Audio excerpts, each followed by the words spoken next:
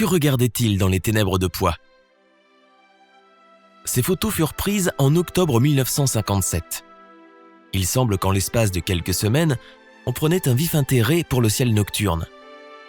Partout en Chine, les jeunes et les moins jeunes étaient appelés à sortir contempler le ciel ruisselant d'astres ou filer une étoile artificielle.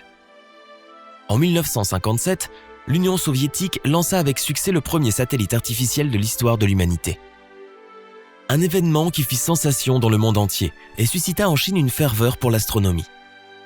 L'agence de presse Xinhua annonçait quotidiennement l'heure exacte à laquelle le satellite survolerait telle ou telle ville. Ce minuscule point lumineux orange attirait le regard et stimulait la curiosité de tous. On remarque cependant que sur toutes ces photos figurent beaucoup de personnes mais très peu de télescopes. Le premier ministre d'alors, Zhou Enlai, faisait partie de la foule qui observait le ciel. Il s'efforçait de suivre le satellite avec une simple paire de jumelles. Derrière cette pénurie de moyens d'observation se révélait une Chine en quête de son renouveau. Combien de secrets cet immense univers pouvait-il bien cacher ? Quand les Chinois pourraient-ils explorer eux-mêmes l'espace extra-atmosphérique ? En 1957 également, Zhou Enlai invita l'astronome Cheng Maolan, qui travaillait alors en France, à revenir en Chine et lui confia la mission de bâtir un observatoire pluridisciplinaire. Dès son retour, Cheng Maolan se rendit compte de l'écart qui séparait la Chine des pays développés. Le télescope est censé être les yeux de l'astronome. Or, le plus grand modèle que possédait alors la Chine n'a qu'un calibre de 60 cm, et le pays s'en accommodait tant bien que mal d'observer les planètes du système solaire. En 1958, la Chine décida alors de fabriquer son propre télescope d'un calibre de 2,16 mètres. Dans le même temps, ce qui tenait au cœur de Cheng Maolan et ses collègues était le choix d'un site où l'on pourrait installer ce nouveau télescope. L'observation astronomique nécessite des conditions topographiques, climatiques et atmosphériques appropriées, et toutes ces conditions sont indispensables. À plus de 50 ans, Cheng Maolan à dos d'âne s'enfonçait avec ses jeunes collègues dans les montagnes et campait à chaque lieu qu'ils trouvaient convenable. Ils y restaient au moins 1 an pour mener des observations à différents temps en 4 saisons.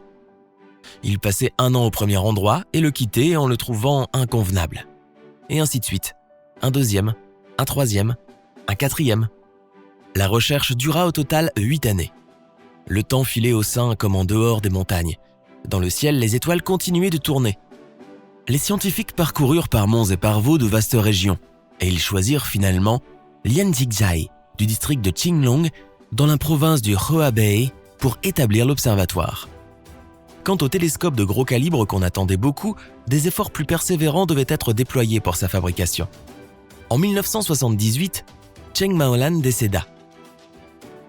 Ce n'est que 11 ans plus tard, en 1989, que le télescope 216 fut enfin installé à l'observatoire de Qinglong. De son vivant, Cheng Maolan n'eut pas la chance de s'en servir pour contempler le ciel, mais de nombreux autres astronomes purent voir un univers plus lointain et plus splendide grâce à ce télescope. Depuis lors, l'observation astronomique chinoise dépassa la Voie lactée et ouvrit son œil plus pénétrant dans l'observation de l'espace lointain. Depuis l'entrée du XXIe siècle, de nombreux instruments astronomiques très performants développés par la Chine en toute indépendance ont vu le jour successivement. En septembre 2016, le radiotélescope sphérique de 500 mètres d'ouverture, FAST, également appelé l'œil du ciel de la Chine, a été officiellement inauguré. La construction de ce plus grand radiotélescope à réflecteur unique au monde a duré 22 ans. À travers l'œil de plusieurs générations d'astronomes, nous traversons l'espace-temps et connaissons mieux l'univers. En observant les étoiles, notre horizon de vue s'étend beaucoup. Mais nous sommes toujours ignares dans de nombreux domaines. L'univers est immense, l'exploration de l'inconnu est sans fin.